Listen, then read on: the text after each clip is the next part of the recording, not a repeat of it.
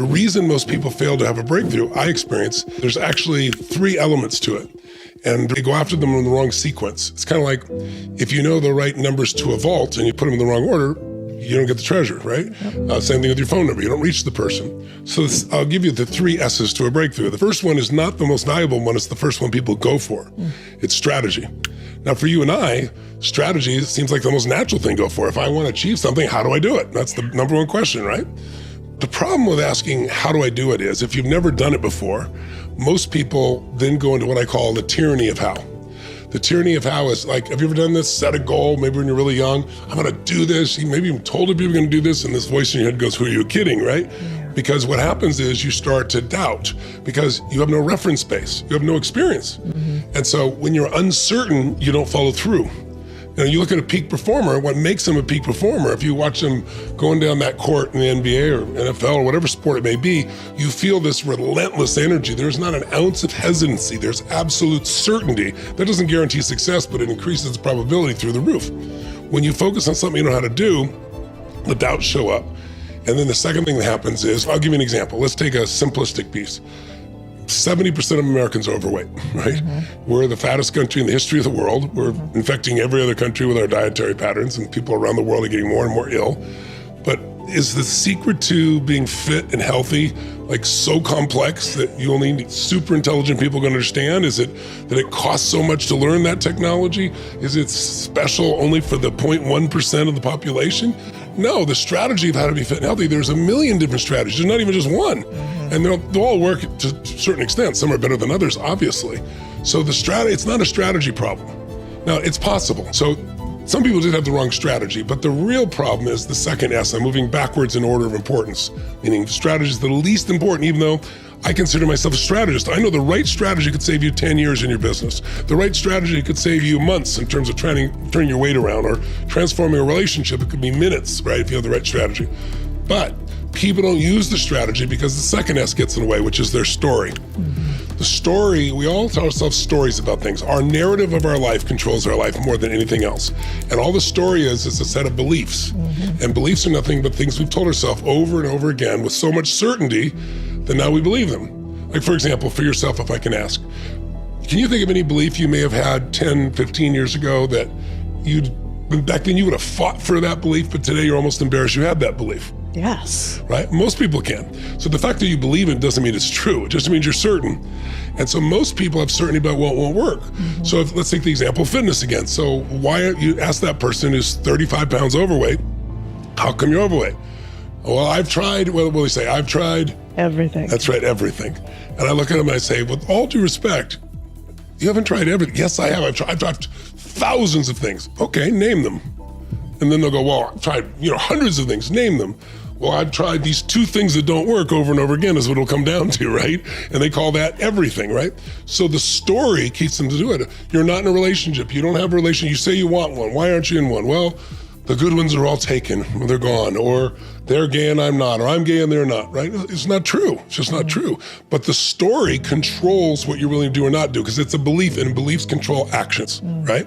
So even if you have the right strategy, if your story doesn't support it, have you ever been with somebody and you were, let's say, trying to help them and you've got lots of skill, and so you're showing, hey, here's what you can do to take on small businesses and build a real mini empire for yourself, right? And you can do it with businesses people aren't competing you for, and you can earn great cash flow, and it's not sexy, but it's very successful. Well, let me show you how. And you can put all that in front of them and they're just like, no, it's like, no, that's not gonna happen. It just won't work for me. You say, no, look, I can show you, I've done it. No, it doesn't work for me. And the more you push on them, then they get more irritated. And the reason they're irritated is they want to hang on to their story, because the deepest fear everybody has, everyone has. Kings I've dealt with and queens, Academy Award winners, Grammy winners, winners of the NFL, the greatest players in history. Everybody has a fear at some point that they're not enough.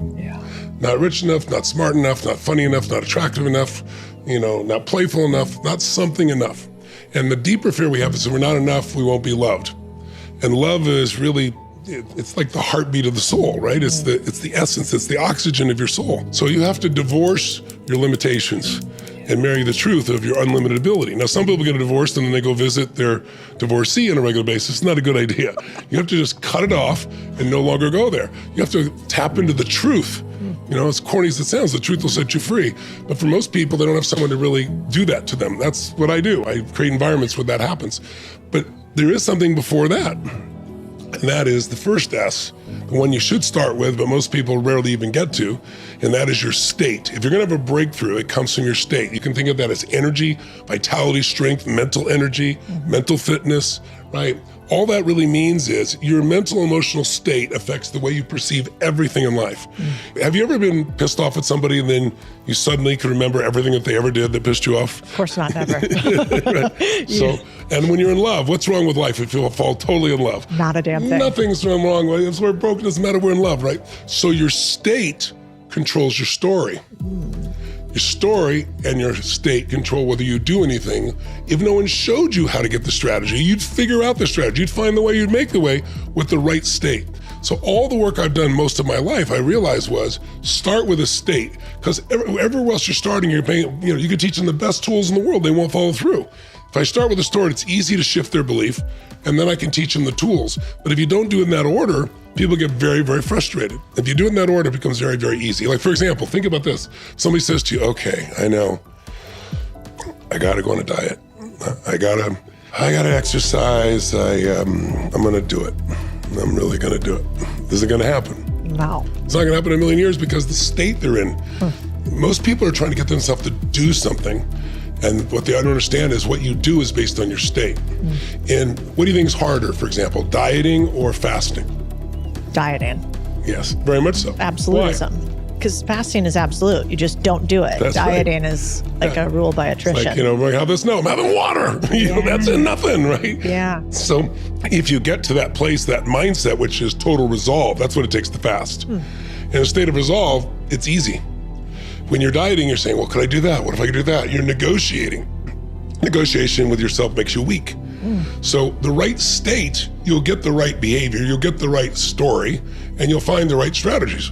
And so my focus is first there. Now I still do all three, but that's where I go first. So we all have 6 needs, human needs. Certainty, everybody has it. It's a survival need because certainty you can be comfortable, because if you're not comfortable, if you're in pain regularly, regular pain means damage, regular damage equals death.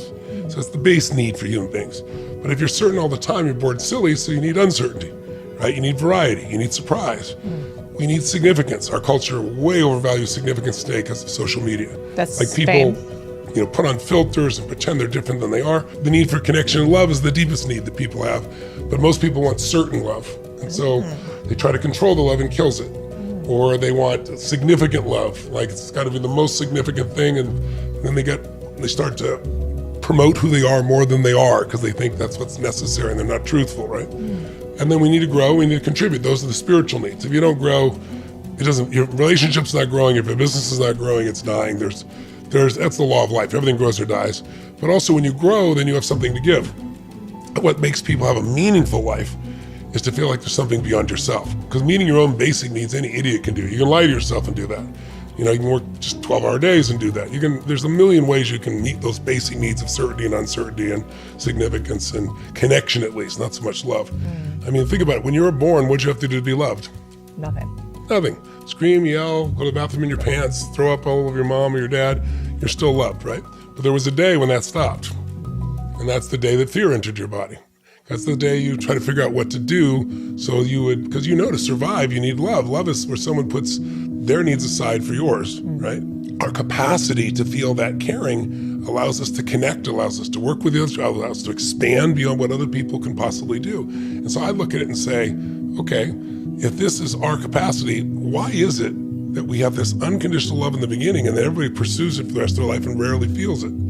Because if you're unconditional love forever, you'd never grow. You never bring anything to the world. It would all be about me, just like ridiculous. So you have to grow up and realize life's not about you, it's about we. Right? We need to grow, we need to expand. If you went to Vegas and let's say you pulled one of those Warren bandits and you get the jackpot, what was your response going to be? Sweet. Awesome, yeah. Second time. Probably less excited, but still excited. 100 times every time you get the same victory. Now it's called a job.